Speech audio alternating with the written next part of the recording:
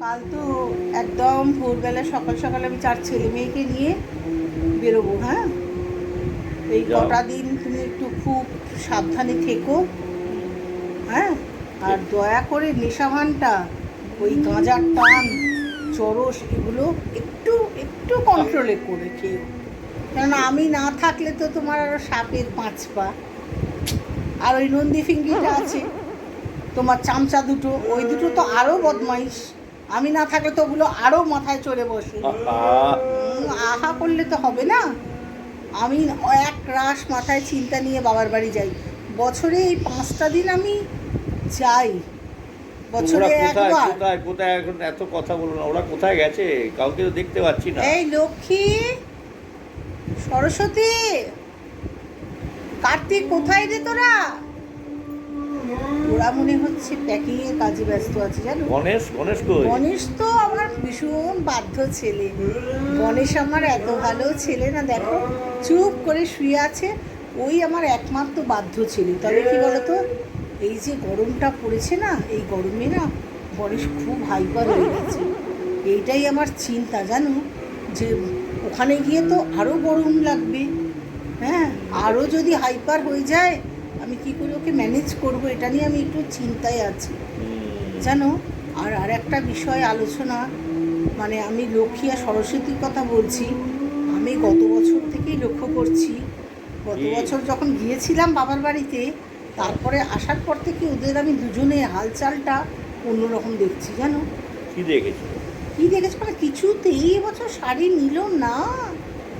এই কথা? হ্যাঁ, লক্ষ্মী জিন্সের প্যান্ট আর টপ, আর সরস্বতী বলে অত আমার শান্ত মেয়ে, সারাদিন গাছ বাজনা নিয়েই যে ব্যস্ত থাকে। সে বলছে মা আমি গাউন পরবো। আমি বলছি বছরে একবার মামার বাড়ি যাবি, গাউন পরবি? কোনোদিন পরেছিস? লোকে কি বলবে? বলছে না, ওখানকার লোকে তো এগুলোই পরে মা। না না, পড়ুক পড়ুক। এখন নতুন তুমিও সব। সাপোর্ট করছো? আরে যুগের সাথে তাল মেলাতে হবে তো। সেই গাউন কিনলো, ওই এখন প্যাকিংয়ের কাজে ব্যস্ত আছে। আর কার্তিকটা কই আবার কে জানে, সারা দিন মোবাইল বাজছে, সারা দিন। যেই মোবাইল বাজছে, আমি যেই যাচ্ছি মোবাইলটা নিয়ে বাইরে চলে যাচ্ছি। আমার মনে হচ্ছে কোনো মেয়ে পাল্লাই করেছে, জানো। এই খেয়েছে। আমার খুব সন্দেহ হচ্ছে। এই বয়সে পড়ারই কথা। পড়ারই কথা। এটা নিয়ে চিন্তা করো না কিছু। আগে বাড়িতে যখন যেতাম বাবার কাছে, কোথা থেকে লোক আসি গো আমার সঙ্গে দেখা করতে। কি বলবো তোমাকে, এত ভক্তি নিয়ে, এত ভালোবাসা নিয়ে আমার কাছে আসতো। আর অষ্টমী হলেই তো সবাই একটা করে হাতে কাপড় নিয়ে, আলতা নিয়ে, সিঁদুর নিয়ে আসবে। আমি বলি কেন আমার জন্য এত কাপড় নিয়ে আসো, আমি কোথায় যাই? আমি তো বছরে এই 4-5টা দিন বাবার বাড়ি যাই, আমার জন্য কাপড় এনো না। কেন শুনবে না? তুমি একবার বছরে আসো, কাপড় তো তোমাকে দিতেই হবে। আলতা সিঁদুরটা দে, ঠিক আছে, এত কাপড়ের পুরো পাহাড়, জানো, অষ্টমীর দিন। এবার মেয়ে দুটোও যদি কাপড় পরতে নয় হতো, ওরাও তো এখন নয় জিন্স, নয় তোমার লেগিংস কুর্তি, আর না হলে গাউন, এইসবই পরছে। এবার অত কাপড় নিয়ে আমি কী করবো বলো তো? কথা কিছুতেই শোনে না।